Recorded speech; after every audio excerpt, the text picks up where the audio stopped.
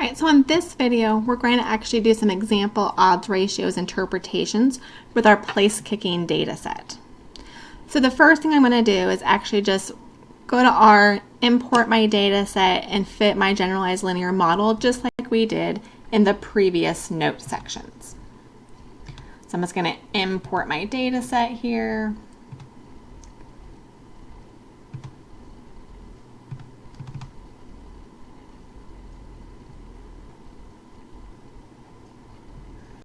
Sort it by my name here so I can find it easier.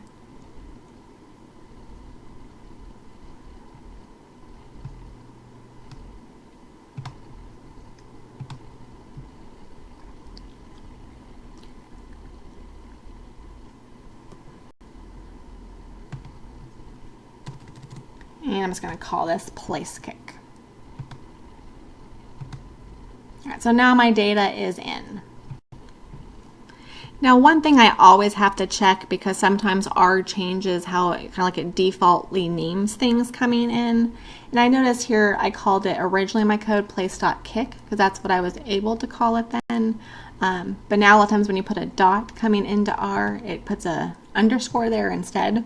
So I'm just going to make sure I change that now to match the name of the actual data set I just put in here. So now I'm just going to run my model. Again, here we're just focusing on that logit link function. That's the only one we'll be using inside this set of notes. Everything else is the same as it was in the previous unit. I'm still modeling the probability of a successful place kick based upon distance here.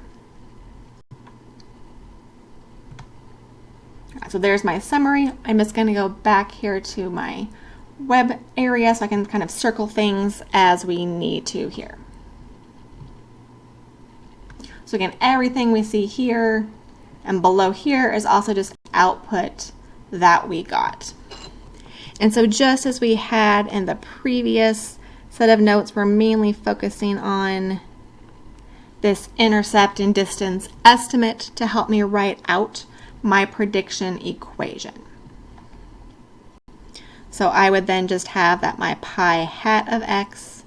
Again, as a reminder, I'm putting a hat on it now because I'm using a sample of data to estimate the probability of success versus when we just leave pi, that would be like the true probability of success. So this is going to be e to our alpha hat. Here our beta hat is negative, so I'm just going to put the negative 0.11450 times x over 1 plus the same thing.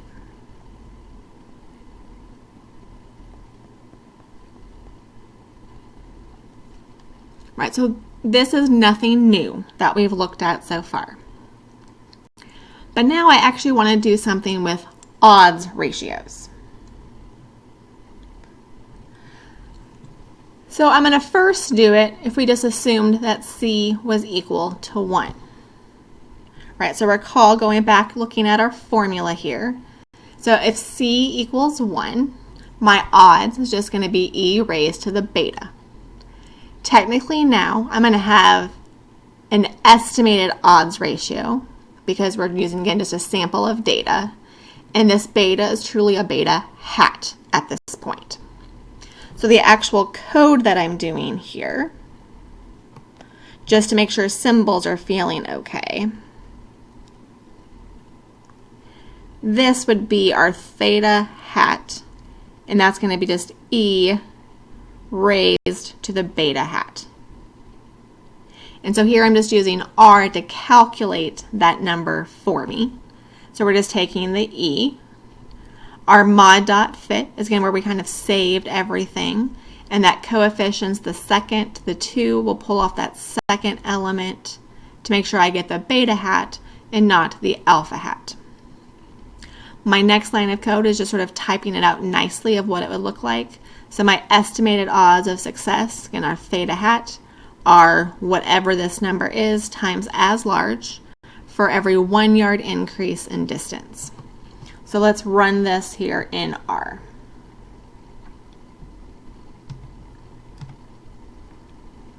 And so we'll notice we get 0.8918 as our e to the beta hat. Now what you'll see I'm doing next is I'm inverting that odds ratio. Now again, the reason why I'd want to invert an odds ratio here is because I don't like odds ratios that are less than 1. It feels really weird to say 0.89 times as large. Well, because then technically it's smaller, so it kind of feels weird to say something less than 1 times as large. So that's why we're going to invert it. Now the problem is once I invert it, that no longer means that I'm increasing distance by 1 yard. What that actually means is I'm decreasing my distance by 1 yard. Now, why would that actually mean I'm decreasing it? So going back here, if I'm flipping these, I'm going to have x on the top and x plus c on the bottom. And since c has to be positive, I would have to be decreasing it by c on the top. So let's write that out to make sure that makes sense. So when I'm inverting this, so I did this 1 over theta, what that's really then doing for me is doing the odds at x over the odds of x plus c. And since we always look at what's on the top, I would be decreasing by c to get to my value on the top. Okay, so that's kind of the reason why this increase is going to switch to a decrease here. And so that's going to be true anytime we invert it here, because we always assumed that c was greater than 0. If I invert my odds ratio, I'm now decreasing x instead of increasing x. So now my estimated odds of a successful place kick are 1.1213 times as large for every 1 yard decrease in distance. And it actually makes sense here for me to have a higher odds of success. I need to be closer to that goalpost. I'm going to have a less of a distance to have that higher odds of success. Now just running that code. So here all I'm doing is inverting it. I didn't redo the calculation, so here's where I inverted it. I'm just taking 1 over that theta 1 that I calculated above. And that will give me my new inverted one. But again, then I had to change the word increase to be a decrease.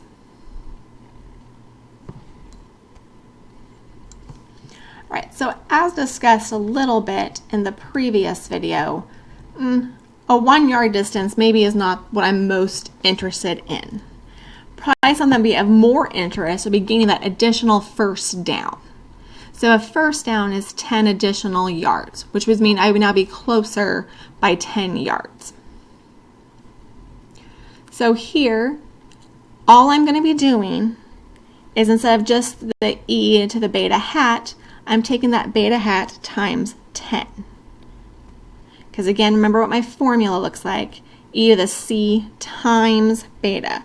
So since my c is 10, I'm multiplying that by 10. But again, when I originally do that, that's going to assume, if I leave it like this, if I look at just theta 10, that's going to be doing the odds at x plus 10 over just the odds of x.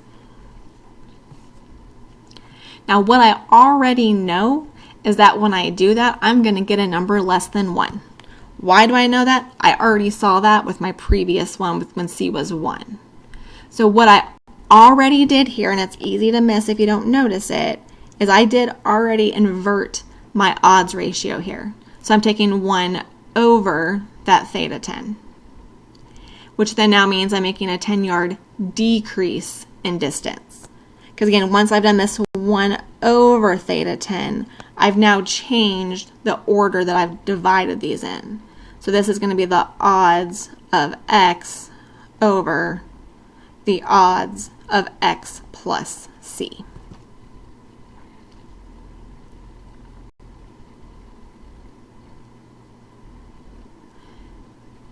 So now it's a 10 yard decrease.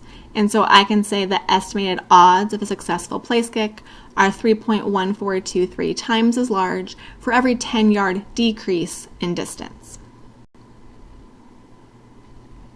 Let's go ahead and run that in R here as well. So again, all I changed here was I'm doing 10 times, where before I just had nothing there. I could put a times 1 there if I would want to make sure I had that C there.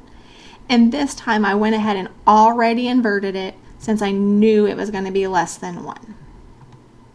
And of course, if you were unsure of that, you could always go up here and find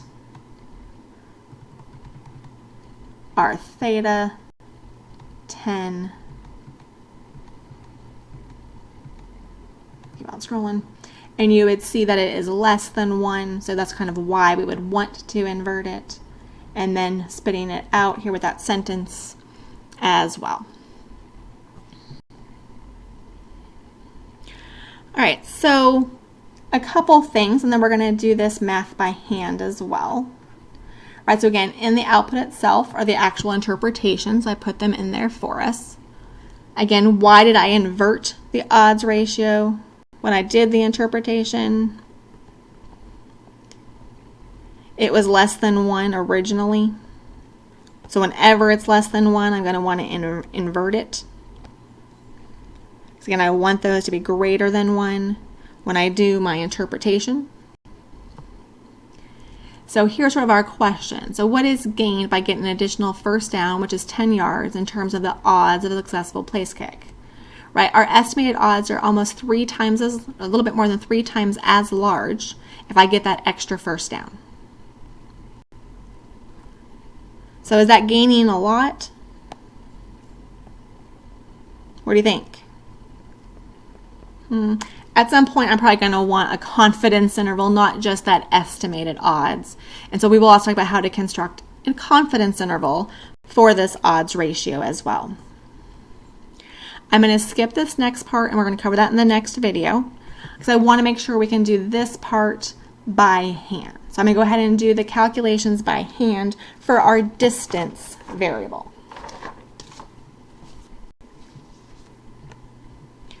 Right, so when x is our distance, how we got those. So first, we did c equal to 1. So then our theta hat is going to be, again, e to the c times beta hat. Our c is just 1. And our beta hat from our output here is that negative 0.1145 number.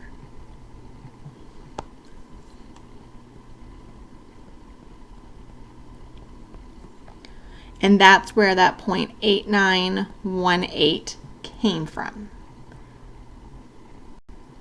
So again, that 0.8918 was where we saw this first time before I inverted it. But then we did invert it.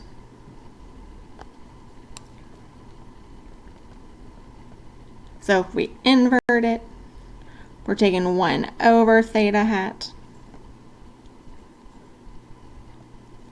which is going to be 1 over e, then to the negative 0.1145, which gives us that 1.1213. Value that we saw down here. Okay, so that was when c equaled 1. Now instead, when c equaled 10, our theta hat would again just be e to the c beta hat.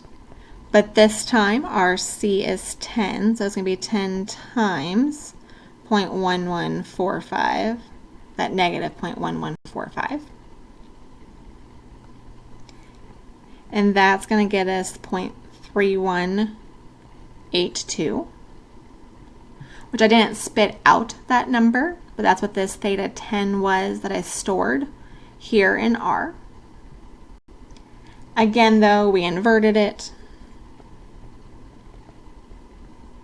So take 1 over that number, and we get 3.1424, which we saw here.